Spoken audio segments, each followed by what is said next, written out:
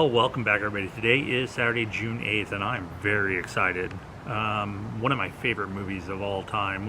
I'm a huge Quentin Tarantino fan. But directly behind me is the house of Rick Dalton.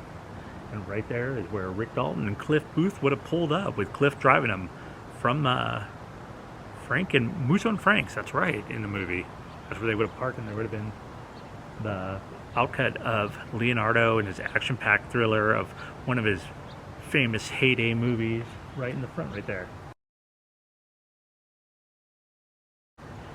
That's where the Cadillac would have been parked. So we're going to look around. I'm going to show this spot because this was such a big spot of the movie, and then I'm going to show another one, a little less known spot we're going to go to. So let's look around. So in the movie, this is Rick Dalton's house, Leonardo DiCaprio. A lot of scenes were filmed here. Right here where Leonardo and Brad Pitt pull up, and they have the sign, like I was saying, to cut out right there. Right next door would have been Sharon Tate and Roman Polanski's house. I'm Jay Sebring. I'm a friend of the Polanskis. You're Rick Dalton, right? Yeah. I'm Rick Dalton. Live next door. Oh, I know. I tease Sharon that she lives next door to Jake Cahill. If she ever wants to put a bounty on Roman's head, she just has to go next door, right? And we'll go into that in a minute, but I thought this house was for rent. And I think they did the interiors on a few shots here in the backyard too as well. But yeah, this is really cool. It's it looks a lot smaller. I mean, always Hollywood changes things. Yeah, Rick Dalton's house. So up here on the top is the scene where Brad Pitt was coming over to fix Leonardo's antenna.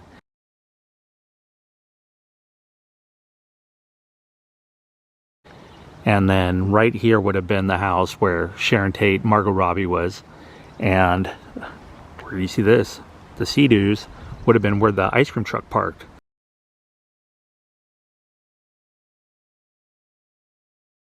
And that would have been like the one scene that we would have saw who was supposed to be Charles Manson park the truck and head up the road right here. I don't believe... What's this shaggy asshole? Hello? Can I help you? Oh, yeah, hey, man. I'm looking for Terry. I'm a friend of Terry's and Dennis Wilson's. Well, Terry and Candy don't live here anymore. This is the they use the house up here in the shots at all. They just used this road, and then they used the voice of Margot Robbie, or not Margot Robbie, excuse me, Sharon Tate, at the box when she said, "Who is it?" And he said, "Oh, it's our neighbor. It's Rick Dalton." Jay, honey, is everything all right? Everything's okay now, honey. But some hippies broke into the house next door. Oh, my God. Oh, that's terrifying. Is everybody okay? I'm talking to your next door neighbor about it right now. Rick Dalton? Yeah, that's me. Oh, well, hello, neighbor. Is everybody okay? Yes, Sharon. Everybody's fine. Are you okay?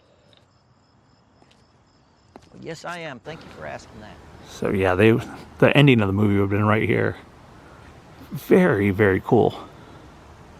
So awesome.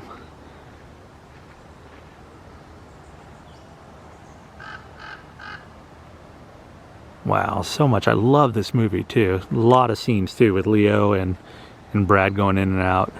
Another interesting thing about this is it's almost directly across the street from Universal Studios, and it's 10969 Altaview Drive. You can find it with an easy Google search if you ever want to come and check it out yourself and hunt down a few of the spots from Quentin Tarantino's Once Upon a Time in Hollywood.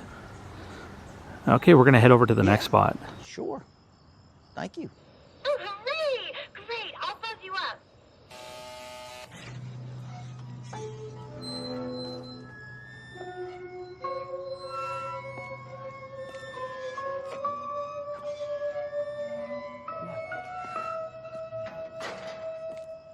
Hey, nice to meet you, huh?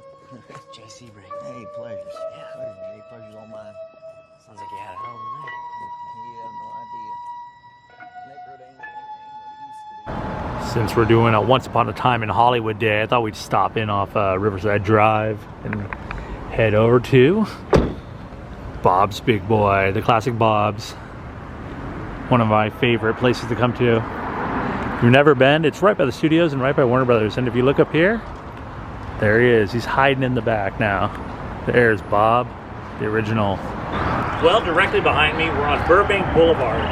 Chili John. So, what I found on IMDb, it was saying that this was the part where Brad Pitt first sees Pussycat, but I'm not sure if that's true. I know it shows the neon sign to it.